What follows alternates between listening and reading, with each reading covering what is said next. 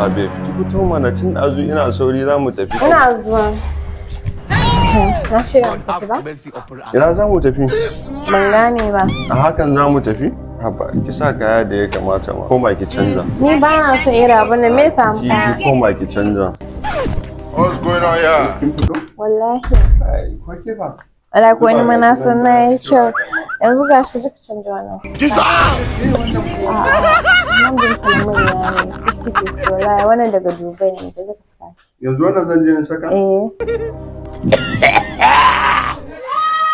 Kasongo yeye Mombali nanga ko kai fa miji Kasongo mbona wewe Songa libara Allah wannan ya ne mai kyau ne wallahi yake ce wani mai sayar da ke wallahi yanzu mu je ba wata mace da za ta kalle ka yanzu ko kai fa miji